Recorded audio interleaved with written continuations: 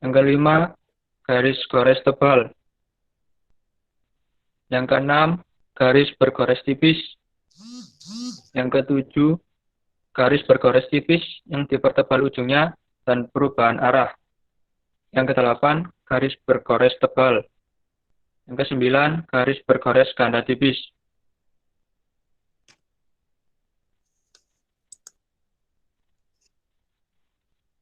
Definisi proyeksi.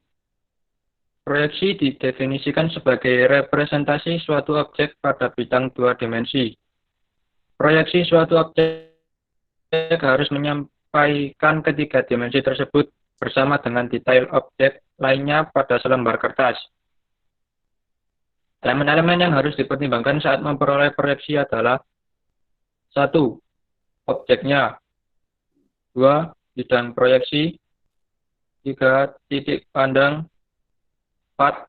Sinar penglihatan. Istilah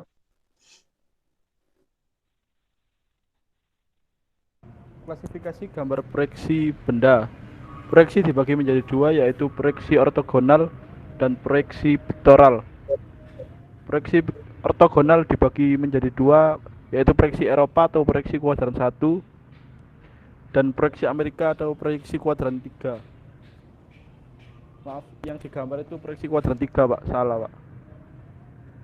Kemudian proyeksi piktoral dibagi menjadi dua, yaitu aksonometri atau berskala dan selanjutnya perspektif atau tidak berskala. Aksometri dibagi menjadi tiga lagi, yaitu isometri atau tiga sudut yang sama, dimetri atau dua sudut yang sama, dan trimetri atau tiga sudut yang berbeda.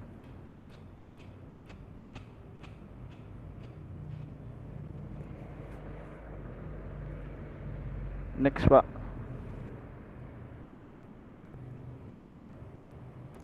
Proyeksi ortografis. Untuk pembahasan kali ini kita akan lebih mengarah ke proyeksi ortografis.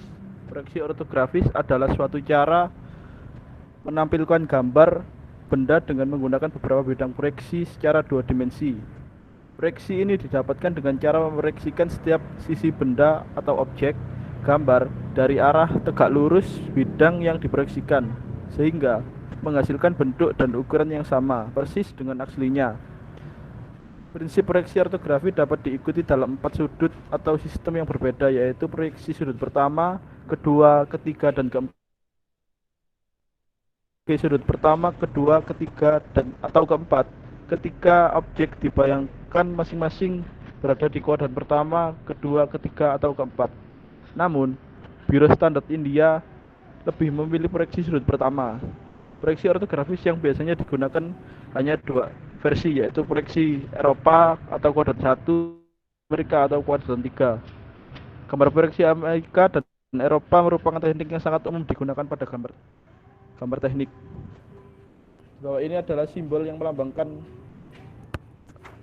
proyeksi Amerika dan Eropa dan ukuran standar dalam menggambar simbol Eropa dan Amerika.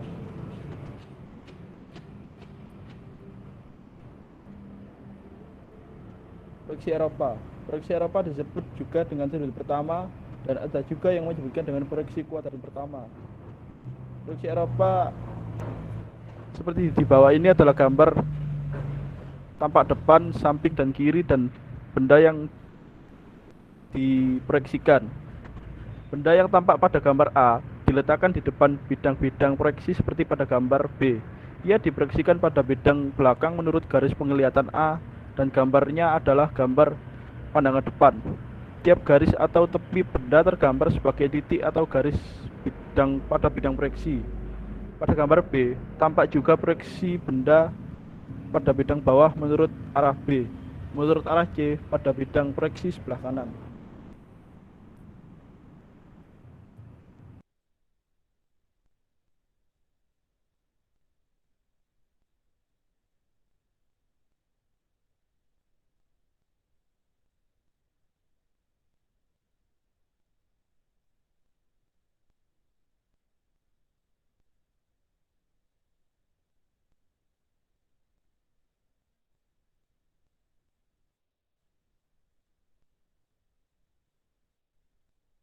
berarti?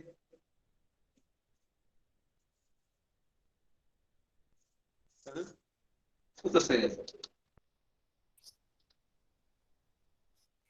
Putus kayak Pak. Putus ya. Lanjutkan temannya aja yang berikutnya. Kalau terputus. Berikut ini adalah contoh dari proyeksi Eropa. Gambar tampak atas seperti itu, tampak depan dan tampak kanan. Proyeksi Amerika. Proyeksi Amerika biasanya sering disebut sudut ketiga, dan juga ada yang menyebutkan proyeksi kuadran tiga. Proyeksi Amerika merupakan proyeksi yang letak bidangnya sama dengan arah pandangannya.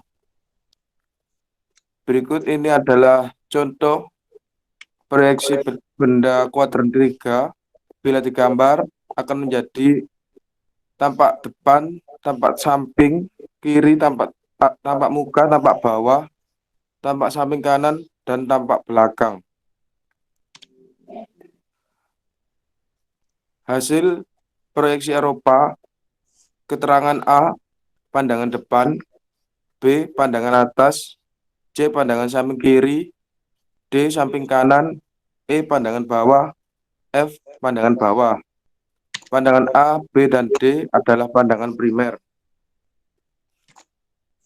Ini contoh dari proyeksi Amerika. Cara menggambar proyeksi ortografis suatu benda dengan cara Eropa. Contoh benda balok. Bila digambar tampak depan seperti ini, tampak muka seperti ini, dan tampak samping seperti ini. Cara menggambar proyeksi ortografis suatu benda dengan cara Amerika. Berikut adalah contoh benda bila digambar dengan proyeksi Amerika. Sudah, sekian dari kelompok kami, kurang lebihnya mohon maaf. Assalamualaikum warahmatullahi wabarakatuh. Salam warahmatullahi Assalamualaikum warahmatullahi wabarakatuh. wabarakatuh. Ada komentar dari teman-teman yang lain?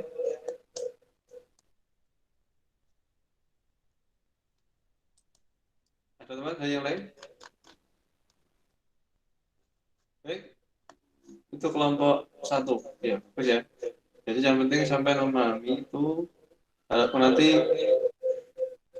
semuanya bisa memahami tentang proyeksi itu.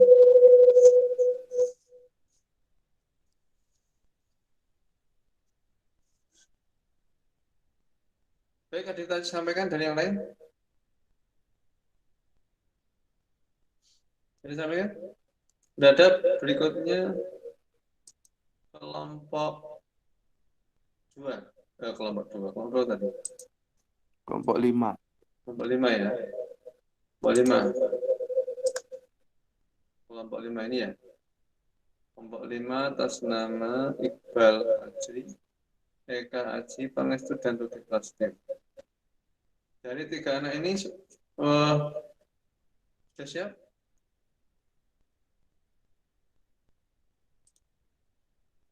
Sudah siap?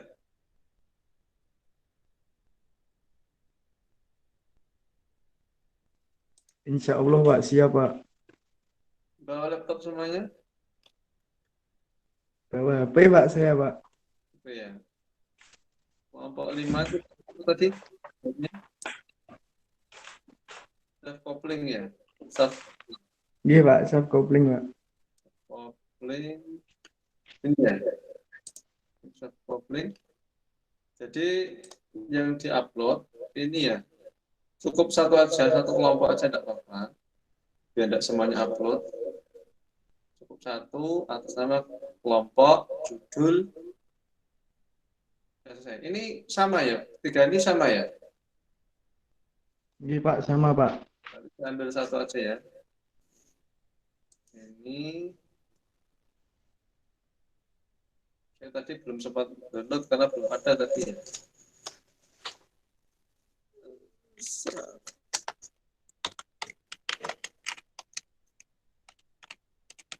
Kelompok berapa ini?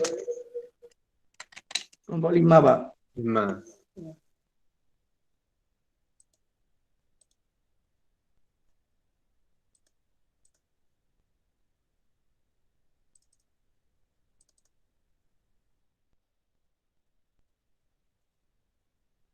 kelompok 5 dan presentasinya.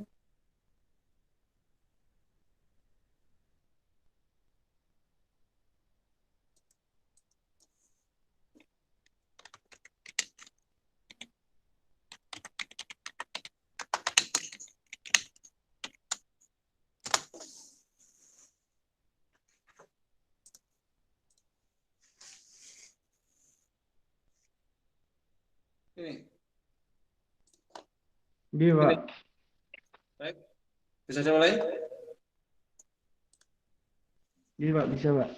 Baik, ini ada. Iqbal Fadzi ada ini? Iqbal Fadzi ada? Iqbal Fadzi ada? Ada, Pak, ada. Terus berikutnya seperti Rudi Prasetyo dan Eka Aji. Ada? Rudi Prasetyo, Ada, Pak, IKJ, Pak.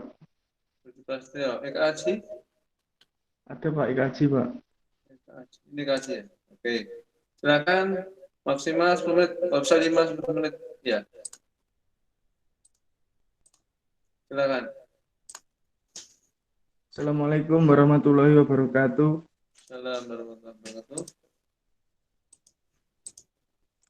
Perkenalkan, kami dari kelompok 5 ingin mempresentasikan kerja kelompok kami tentang self coupling.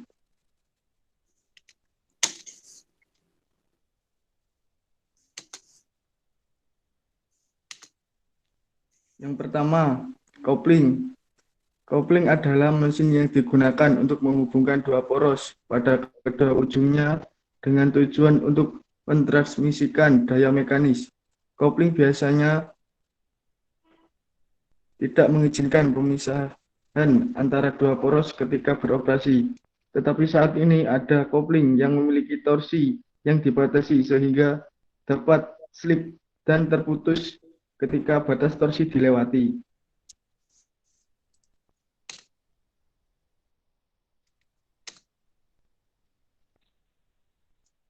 Dan berikut adalah contoh coupling. Jenis coupling. Di sini jenis coupling dibagi menjadi dua, yaitu rigid dan fleksibel.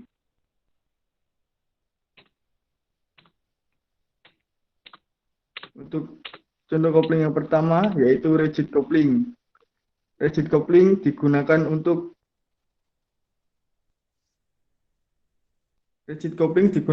poros yang sejajar atau ketika keakuratan transmisi torsi sangat penting. Banyak digunakan untuk poros kecepatan rotasi rendah. Berikut adalah beberapa jenis rigid coupling. Yang pertama yaitu set screw coupling, yang kedua yaitu flyknit coupling, yang ketiga yaitu clamp coupling.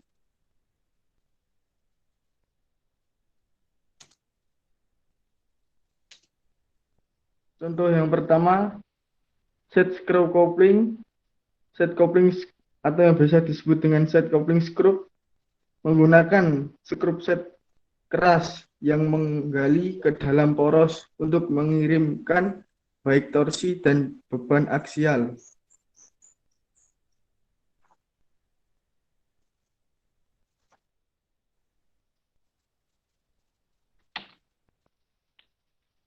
Dan ini merupakan contohnya. Contoh yang kedua yaitu flyknit coupling atau yang biasa disebut dengan coupling flensa.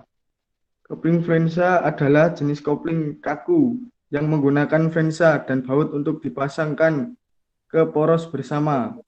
Aplikasi umum dari coupling bergelang adalah menggabungkan dua pipa bersama untuk mengirimkan tekanan air. Itu juga dapat digunakan untuk memperpanjang poros yang berputar.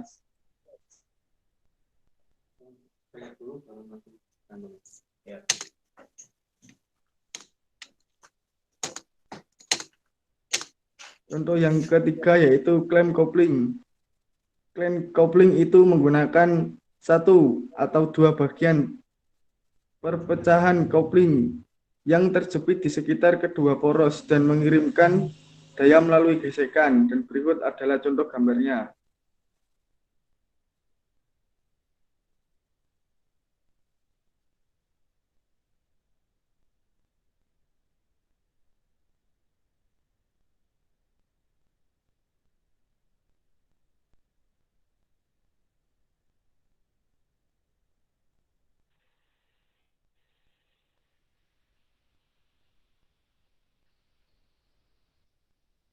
Flexible coupling. Flexible coupling adalah digunakan ketika kedua poros ada sedikit perubahan posisi secara aksial, radial, maupun angular. Ketika mesin beroperasi, beberapa jenis kopling fleksibel yaitu adalah 1. Kopling BEM, 2. Kopling CV, 3. Diafragma dan disk kopling, 4.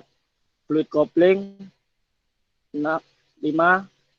Gear kopling, 6. Heart joint, 7. Oldham kopling, yang terakhir adalah universal joint.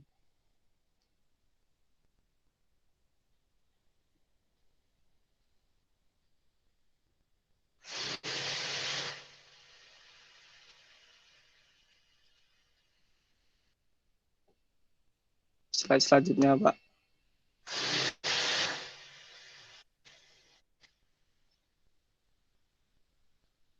Kopling BEM atau bisa juga disebut dengan kopling helix adalah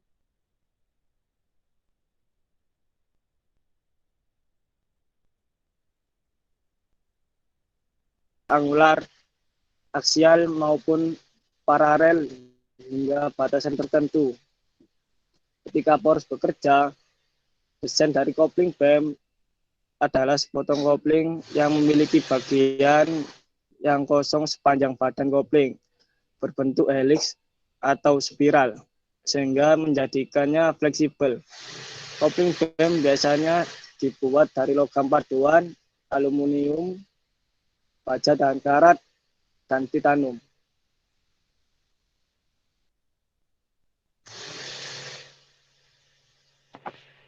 Selanjutnya kopling CV. Kopling CV adalah kopling yang memungkinkan untuk mentransmisikan daya pada sudut yang bervariasi dan pada kecepatan putar yang konstan. Kopling jenis ini biasa digunakan pada mobil front wheel drive dan all wheel drive. Cukup ya, cukup. Selesai. Lewat. Bagus ini tentang kopling. Tetapi ini ada satu hal yang harus diperhatikan. Jadi presentasi Anda tentang kopling, tentang jenis-jenis kopling dan seterusnya. Kemarin sudah saya berikan arahan. Jadi presentasi Anda itu lebih ke sistem gambarnya gimana. Kan buku yang saya berikan kan buku tentang gambar. Ya, buku gambarnya itu mana? Kan tentang gambar ya. Jadi presentasi Anda itu bagus sekali tentang kopling tadi sudah sangat jelas sekali. Tapi bukan itu bahasan kita, itu sampai kalau presentasi seperti tadi itu tentang elemen mesin. Mata kuliah elemen mesin itu bagus sekali ya. Tentang macam-macam kopling dan bukan salah, betul. Cuman sampai belum menyinggung tentang gambarnya gimana. Ya. Mana tadi kopling itu bab berapa? Kopling itu bab berapa? Halaman 115. Kopling ya. Chapter 7 nih. Nah, set kopling ini kan ya? Iya. Iya, Pak. Jadi harapan saya sampai itu mempelajari tentang gimana sih gambar kopling itu. Betul ya, ada rigid kopling, ada sleeve map kopling. Yang saya pertanyaan itu benar semua, cuman itu yang boleh dipertanyaan gimana cara gambarnya. Nah gitu. Jadi seperti contoh ini. Untuk split move kopling, ya ini adalah contoh bagaimana menggambar kopling itu dibuat potongan. Karena kalau nggak dibuat potongan, nggak tahu dalamnya. Karena buat utuh kan koyo gambar bunter tok koyo kopling biasa, padahal jerone ini ada pasaknya, ada sambungannya. Fungsinya kan menyambung ini kan. Kopling kan sebenarnya sebagai penyambung. Ya makanya saya naik mobil di kopling itu nyambung transmisi maksudnya. Transmisi gigi 1, 2, 3 mau di kopling digabung. Oh, ini mau gabung gigi 1. Oh, ini gabung gigi 2. Oh, ini gabung gigi. Gitu maksudnya. Jadi sekali lagi sampai tidak salah betul. Cuman saya ingatkan, yang ditekankan pada bahasa itu bukan itunya, tapi tentang gimana gambarnya. Ini contoh kan, makanya saya kasih buku gambarnya ini. Jadi sampai nggak usah jauh-jauh. Ngacu ini saja sudah, sip. Nah, tapi kalau sama ingin memperkaya dengan yang lain, oh silakan. Paham yang saya maksudkan ya? Halo? Iya, Pak. Iya, Pak. Nah, jadi saya mendak Iya, Pak. tapi penekanannya itu dari tadi kan saya lihat kok mana sih gambarnya nggak teko-teko, makanya kok tak stop dulu. Ternyata nggak ada presentasi semen ini. Loh, ya, lihat ya. Ini semua tentang jenis kopling. Nah, tadi gambarnya gimana kalau gini nih? Misalkan gambarnya dari mana? Arah depan dipotong. Nah, kan makanya tadi dari awal presentasi awal tadi punyanya kelompok 1 tadi, dia kan menerangkan pakai proyeksi Eropa, proyeksi Amerika. Apa dua-duanya? Enggak, pilih salah satu. Kalau Eropa, Eropa saja, Amerika, Amerika saja. Itu pilihan. Kemudian nanti potongan, oh cara potong begini, gini, gini, potongan gambar. Ada sendiri itu bab tentang membuat potongan. Itu ada caranya. Seperti gambar universal join ini. Ini gambarnya piye? Nek sampean gak gambar bingung gambar ini ya. Aduh, gambar mulai dari mana? Kan gitu. Seperti ini. Mana tadi ya? Seperti gini. Ini gambarnya piye yo? Ini. Gambarnya ya apa ngene iki? Kan susah. Maka itu ada tekniknya. Makanya ini ada bab tentang gimana menggambar kopling. Oh, kalau kopling ini gambarnya seperti ini. Sehingga detailnya jelas. Sampai gambar sedikit tapi jelas semuanya. Sak jerun-jerunnya keluar. Jadi ada sangkainya. Jadi ini move kopling. Ini tampak dari depan, tampak samping, ini gambar potongan isometri. Ini potongannya kan, ini gambarnya apa ya? Gak ero nih kita gak belajar. Ini maksudnya kan potongan dari ini. Apa namanya? Kopling luar ini. Ini adalah gambar shaftnya yang disambung. Jadi kan keluar apa? Keluar data. Ini diameternya berapa? Ini slope-nya sekian 1/100. Ini dia apa? Besaran sambungannya ke dalamnya 1,5 D.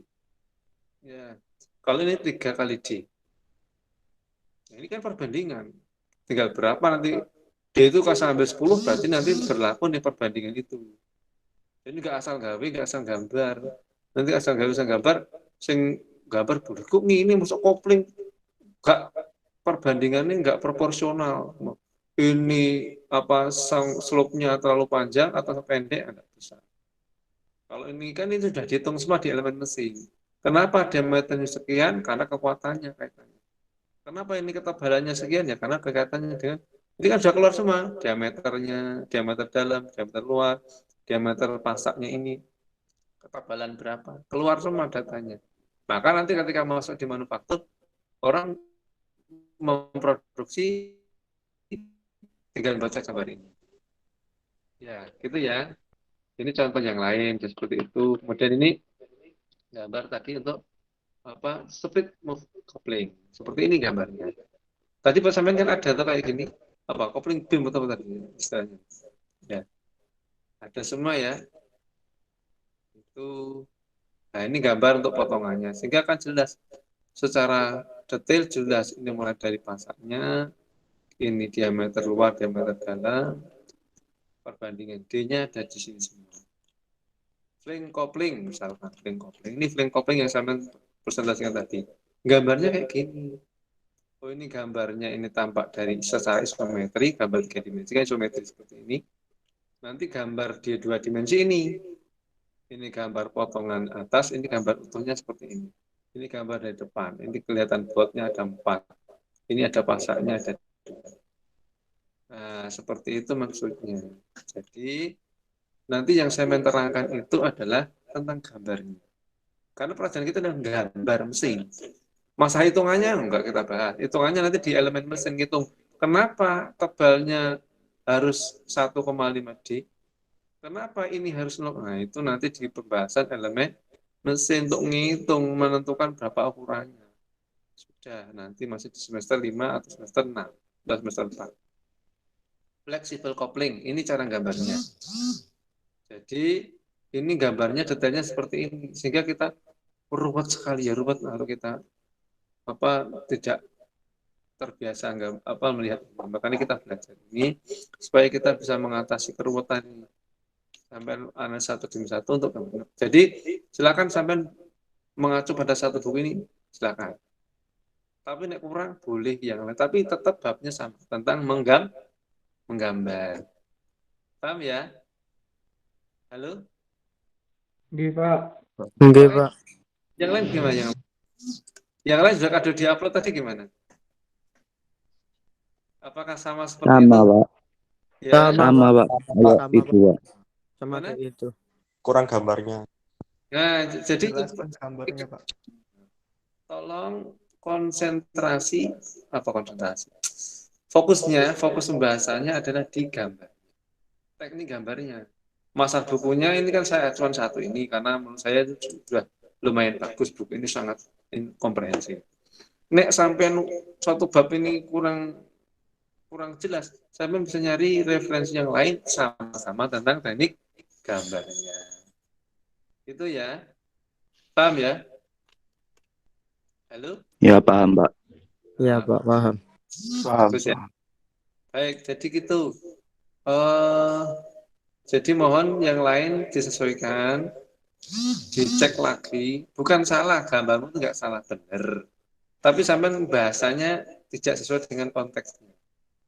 Itu di mata elemen mesin. Maka nanti lebih ke teknik gambarnya ini. Oh, gambar koplingnya itu begini. Nanti sampai bisa tampilkan secara 3 dimensi, secara gambar mesin, atau gambar habis, gambar solid, atau AutoCAD kayak gini. Nanti kalau dipecahkan kan seperti ini. Kenapa harus seperti ini ya? Karena nanti kaitannya dengan pembaca gambar. Yang misalkan sampai ngirim pesanan, saya pesan kopling bukan sekian, kan sangat detail. Gak mungkin sampai ke sana menjelaskan satu-satu. Ya cukup dengan gambar selesai. Itulah bedanya. Kan kita nggak mungkin menjelaskan betul ini malah lali kabeh. Ya udah ada dalam data itu termasuk di dalam gambar. Tinggal orang mendelengi gambar jadi sudah bobot berapa, mau nanti di gerinda yang mana, itu sudah ada semua di teknik gambar. Begitu ya. Ya. Ada cloud coupling, ada lagi cone coupling. Nah, nanti itu bisa dipelajari. Semoga tetap semangat ya. Ham coupling tadi juga sudah ada. Bagus semuanya kan, persentase itu sebenarnya bagus semuanya. Cuma tadi ini apa namanya? Ini gambar ya apa? Enggak jelas. Ini gambarnya piye gini saya takoni. Gear coupling. Duh. Nek enggak pernah ya bingung ngomong garuk-garuk kepala ya apa. Makanya kita nanti lihat di referensi ini gear coupling itu gambarnya gimana. Ya, gitu ya. Selesai. Gitu. Bagus, itu aja. Mungkin ada yang didiskusikan, silakan. Silakan. Dari presentasi ini tadi ada yang didiskusikan, siapa tadi? Ini ya. Nah, ini sudah bagus semua ya tentang set coupling. Jadi ini kan gambarnya coupling, screw coupling, link coupling. Nah, ini kan jerone kan garuh koyo opo karena makanya butuh gambar teknik yang nanti buat potongannya jeruni koyo ini loh ketok kabeh. Ini juga gitu, nah gambar ini kan sampai mau produksi bingung.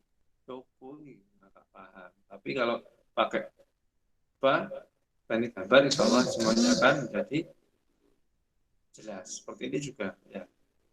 Oke, gitu aja. Baik, sampai sini ada yang didiskusikan, silakan. Maaf, Pak. Berarti saya harus bikin presentasi yang lagi ya, Pak?